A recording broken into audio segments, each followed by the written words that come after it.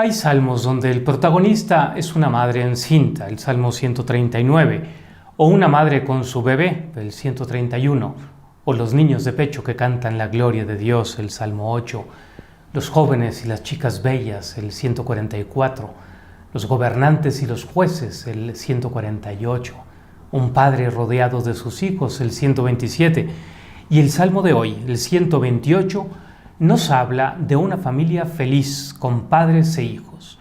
Una familia unida que está de fiesta y a la que Dios bendice. Un hogar que es como una hoguera en la intimidad familiar, cuyo amor se irradia a los demás familiares, amigos y vecinos. Conocemos familias así, pero tristemente no siempre es así. Sea porque la hoguera del amor se apagó, sea porque los vicios, las pasiones o los intrusos y enemigos del matrimonio, de la vida y la familia han destrozado, o porque el egoísmo, la soberbia, la sensualidad las han destruido o deformado. ¿Qué secreto nos da este Salmo 128 para que una familia sea bendecida por Dios? Vamos a leerlo. Dichoso el que teme al Señor y sigue sus caminos. Comerás del fruto de tu trabajo, serás dichoso, te irá bien. Tu mujer como parra fecunda en medio de tu casa, tus hijos como renuevos de olivo alrededor de tu mesa. Esta es la bendición del hombre que teme al Señor. Que el Señor te bendiga desde Sión, que veas la prosperidad de Jerusalén todos los días de tu vida y veas a los hijos de tus hijos. Paz a Israel. Es un salmo lleno de gozo y de luz, que parte de las realidades humanas, muy humanas, el amor, la vida, el trabajo, y descubre en ellas los signos del amor de Dios, de la bendición de Dios sobre sus hijos. Nos habla de la familia que teme al Señor y sigue sus caminos, y cómo Dios a una familia así la bendice. No dice, como algunos creen, que a quien no obra de esa manera, Dios lo maldice, Dios lo castiga. Dice a quién bendice Dios, no dice que Dios maldice a nadie. Es uno de los clásicos salmos de la liturgia nupcial hebraica y cristiana y el salmo responsorial de la fiesta de la Sagrada Familia. Veamos cómo comienza con la palabra dichosos. Se trata de una bienaventuranza, nos recuerda el Salmo 1 que comienza con la misma palabra. Dichoso el hombre que, según este pasaje de la Biblia, ¿quién es dichoso? Dichoso el que teme a Yahvé. Entonces parece que es bueno el temor de Dios. ¿En qué consiste el temor de Dios? El temor de Dios es un don del Espíritu Santo que nos da un sentido de reverencia, de admiración, de respeto a la grandeza de Dios. Hay un texto del Papa Francisco que lo explica estupendamente bien. No significa tener miedo de Dios. Sabemos bien que Dios es Padre y que nos ama y quiere nuestra salvación. Y siempre perdona, siempre, por lo cual no hay motivo para tener miedo de Él.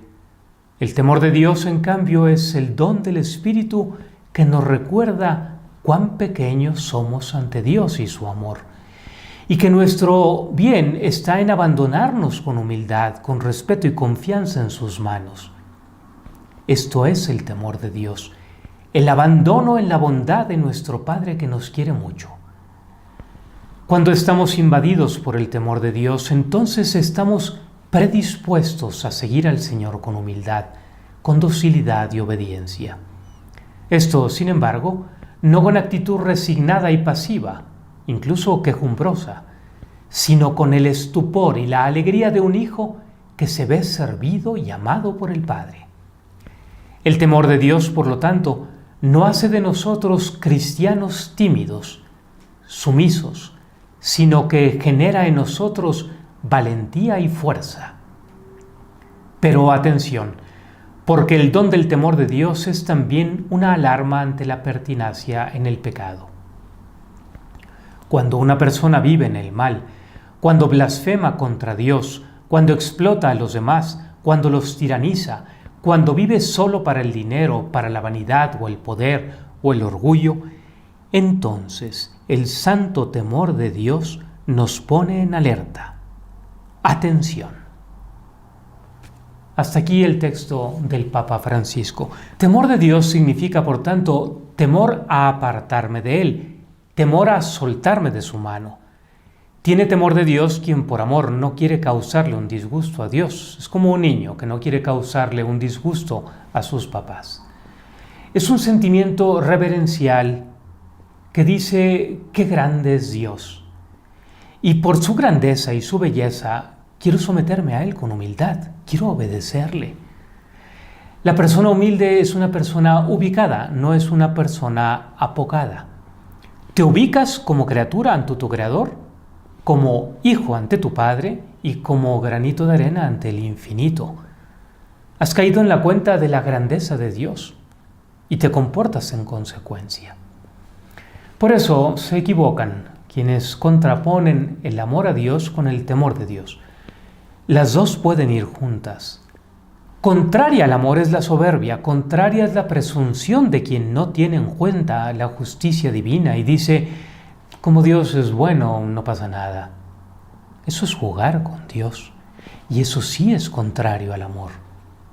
En cambio, el respeto es propio del amor y no lo es el abuso de confianza. Quien dice, yo no quiero ofender a Dios, no por amor, sino porque tengo miedo a que me castigue. Eso no es temor de Dios. El temor de Dios nos lleva a apartarnos del pecado y someternos a la voluntad de Dios por amor. Según Santo Tomás, el don de temor de Dios se relaciona con las dos primeras bienaventuranzas. Bienaventurados los pobres de espíritu y bienaventurados los que lloran. Bienaventurados los pobres de espíritu se refiere a la reverencia filial que nos hace sentirnos ante Dios, precisamente eso, pobres de espíritu. Qué grande es Dios y qué pequeño me siento ante Él. Bienaventurados los que lloran, se refiere al que llora sus pecados al conocer la grandeza de Dios y al ver lo bueno que es Dios en su vida. El santo temor de Dios nos lleva a llorar por lo que hay que llorar. Hay muchas lágrimas que no derramamos por amor. Hay lágrimas por orgullo herido. Las lágrimas que salvan son las lágrimas de arrepentimiento, las lágrimas de dolor ofrecido, no las lágrimas de rabia, de coraje, de resentimiento y envidia. Y sigue el Salmo. Dichoso el que teme al Señor y sigue sus caminos. Es decir, aquellos cuya existencia es un camino recto, una vida según la voluntad de Dios, que vive en la presencia de Dios, confiado a Él, protegido por Él. Dios quiere lo mejor para sus hijos y nos dice lo que nos conviene. Él nos marca, como buen padre, por dónde andar para que nos vaya bien. Si le hacemos caso, obviamente será una vida bendecida. ¿Cómo queremos encontrar bendiciones caminando al margen de la voluntad de Dios o de forma contraria a lo que Él, como Dios que es, nos ha mandado? Luego describe en qué consiste la bendición, cómo Dios bendice a estas personas. Y habla del Padre como un hombre trabajador que nutre a su familia con el esfuerzo de sus manos. Comerás del fruto de tu trabajo, serás dichoso, te irá bien. ¡Qué bendición! Nos presenta luego a su esposa, tu mujer, como parra fecunda, en medio de tu casa. Una esposa tierna, fecunda, viviendo con frescura su vocación maternal, a quien su esposo trata como una mujer debe ser tratada. Recordemos la advertencia del Talmud: estad atentos a no hacer llorar a una mujer, porque Dios cuenta sus lágrimas.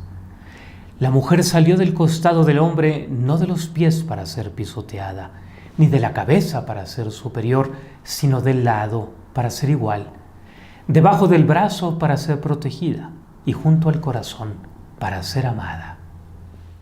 En torno a la mesa se sientan los hijos, vigorosos como brotes de olivo, llenos de vitalidad.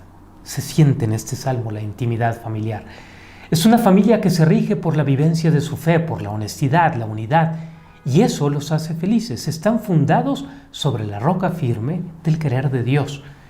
Por eso una familia así es bendecida. Que veas la prosperidad todos los días de tu vida. Y esta bendición alcanza no solo a los hijos, sino también a los nietos. Que puedas ver a los hijos de tus hijos.